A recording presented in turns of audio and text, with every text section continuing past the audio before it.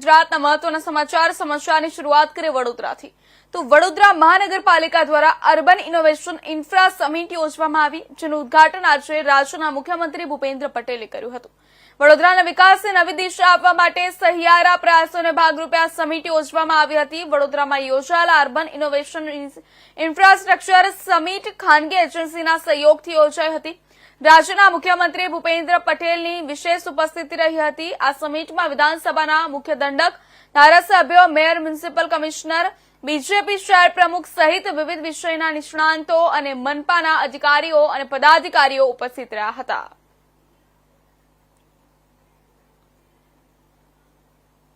હેરિટેજના session last session છે। અમે heritage Vadodara સિટીને બનાવનાર રાજવી પરિવાર તરફથી પણ પ્રતિનિધિઓ આવવાના છે। આજે રાની થોડું આઉટ ઓફ ટાઉન છે, એટલે રાધિકા રાજે ઇઝ કમિંગ હિયર, એટલે જે સિટીને બનાવ્યા પરિવારને પણ અમે સાથે રાખીને અને આગળ લઈ જવા માટે માંગીએ છીએ। એમની પણ ખૂબ ચિંતા છે સિટીને, હેરિટેજને કન્ઝર્વ કરવા માટે। એમાં અલગ અલગ એક્સપર્ટ્સને પણ બોલાવ્યા છે, પ્લાનર્સને પણ બોલાવ્યા છે। એટલે વડોદરાની જે હેરિટેજને કન્ઝર્વ કરવાનું અને ફ્યુચર ડેવલપમેન્ટ એને સાથે કેવી રીતે કરવું, એ અલ્ટિમેટ ફાઇનલ સેશન છે। એના ઉપર પણ મંથન થવાના છે। એટલે જે રીતનું અલગ અલગ જે લાલકોટ છે, ન્યાય મંદિર છે, સુરસાગર છે, અલગ અલગ ગેટ્સ છે, એ બધાને કન્ઝર્વ કરવા માટે તમામના એક્સપર્ટ્સને ઓપિનિયન પણ લેશું।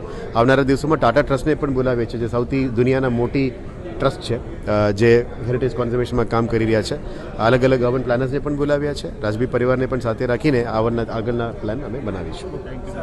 સર, અર્બન ઇન્ફ્રા સમિટ કરવા જઈ રહ્યા છે, એનું આઉટકમ શું રહેશે? વડોદરાને એનાથી ફાયદો શું થશે? વડોદરાના મીડિયાના મિત્રોને આભાર। આપને આમંત્રણને માન આપીને આપ લોકો અહીંયા પધાર્યા છો કોન્ક્લેવમાં। એનું પૂરું લાભ લઈને પણ જવા માટે હું આપને વિનંતી કરીશ। આ વડોદરાની પહેલી વખત અમે અર્બન કોન્ક્લેવ કરી રહ્યા છે, જે નોર્મલી વાઇબ્રન્ટ ગુજરાત સૌથી મોટું જે કોન્ક્લેવ છે ઇન્ડિયામાં, અને આ વખતે રિન્યુએબલ એનર્જી ઇન્વેસ્ટ પણ ગાંધીનગરમાં કરવામાં આવ્યું। આની અનુલક્ષનમાં અર્બન ડેવલપમેન્ટ યરનું ભાગરૂપે અહીંયા અર્બન કોન્ક્લેવ વડોદરા અમે પહેલીવાર કરી રહ્યા છે। આમાં લગભગ સિટીની સુખાકારી માટે વડોદરાવાસીઓ, દેશભરના જે એક્સપર્ટ્સ, રાજ્યના એક્સપર્ટ્સ, ઇન્ટરનેશનલ એક્સપર્ટ્સ બધા અહીંયા પધાર્યા છે। એ આજે 6 સેશન્સ સવારથી સાંજ સુધી મંથન થવાના છે।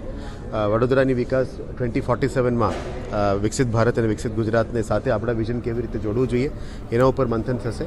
એક્સપર્ટ ઓપિનિયન્સનું નોટ કરવામાં આવશે, એની પેપર